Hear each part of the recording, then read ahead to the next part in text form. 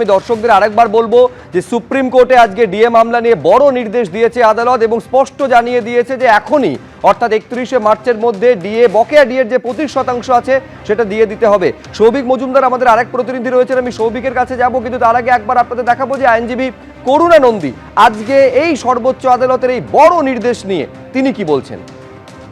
আজকে খুব বড় জিনিস হয়েছে। আমাদের সুপ্রিম কোর্ট বলেছেন যে কর্মচারীদের আজকে ভিক্টরি হয়েছে, আর কর্মচারীরা অনেক বছর ধরে এই লড়ছেন, আর অনেক কারেজ দিয়ে লড়ছেন, অনেক স্ট্রেংথ দিয়ে লড়েছেন, আর আজকে ওদের ভিক্টরি হয়ে গেছে।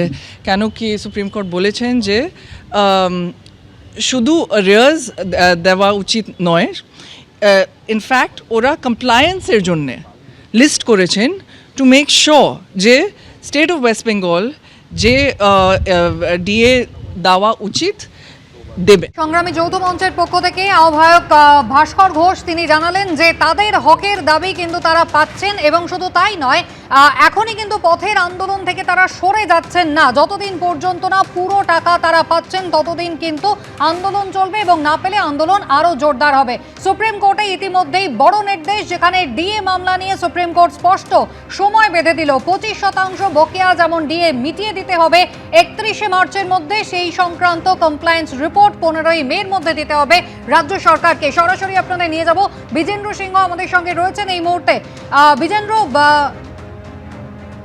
বিজেন্দ্র সিংহ আমাদের সঙ্গে এই মুহূর্তে সরাসরি। বিজেন্দ্র, আরো একবার তোমার কাছে জানতে চাইবো, দীর্ঘ প্রায় 1 দশক ধরে যে আইনি লড়াই চলছিল, নিজেদের দাবিতে অনড় ছিলেন এই রাজ্য সরকারি কর্মচারীরা, আজকে সুপ্রিম কোর্টের রায় ঠিক কি বলা হলো?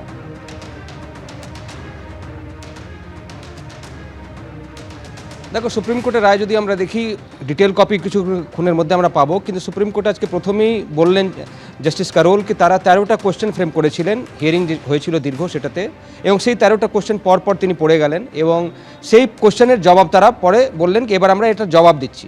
জবাব দেওয়ার ক্ষেত্রে তারা কিছু জায়গায় একটা যে সবথেকে বড় প্রশ্ন ছিল 13টার মধ্যে কি ডিএ কি ফান্ডামেন্টাল রাইট কি না, সেটাও তারা বিবেচনা করেছেন। কিন্তু তারা বললেন কি যেহেতু কোনো পক্ষই প্রেস করেনি হিয়ারিং চলাকালীন, যারা মামলা করেছিলেন তারাও এবং যাদের বিরুদ্ধে মামলা হয়েছিল তারাও প্রেস করেননি, সেক্ষেত্রে এটা আপাতত স্টেট যেটা যুক্তি দিয়েছিল সেটার দিকে যাচ্ছে, অর্থাৎ এটা ফান্ডামেন্টাল রাইট না। এই মুহূর্তে স্টেট যেটা বলেছিল সেটাকে অ্যাকসেপ্ট করা হচ্ছে, কিন্তু বাকি যে কোশ্চেনগুলো ছিল সেটাতে প্রায় সবটাতেই আমরা দেখছি কর্মচারীদের পক্ষে গেছে, তাদেরকে ডিএ দিতে হবে। যে ইন্টারিম অর্ডার দিয়েছিল সুপ্রিম কোর্ট সেটাকে আগে দিতে হবে, মার্চের মধ্যে সেই টাকা দিয়ে দিতে হবে, এবং তারপর তারা বলছেন কি স্টেটের ফিসক্যাল কন্ডিশন কী, অর্থাৎ আর্থিক পরিস্থিতি কী রয়েছে পশ্চিমবঙ্গের মধ্যে। কেন কি এই আর্গুমেন্টটা কপিল সিব্বল বারবার রেখেছিলেন কি পশ্চিমবঙ্গের ফিনান্সিয়াল কন্ডিশন খুব এরম নয় কি 40,000 কোটি টাকা তারা দিয়ে দেবেন, এবং তাদের অন্য কমিটমেন্টসগুলো রয়েছে, সোশ্যাল ওয়েলফেয়ার স্কিমসগুলো যেটা চলছে সেটাতে টাকা খরচ হচ্ছে, সেক্ষেত্রে কর্মচারীদের জন্য এই 100% ডিএ দেওয়ার তাদের পক্ষে সম্ভব নয়।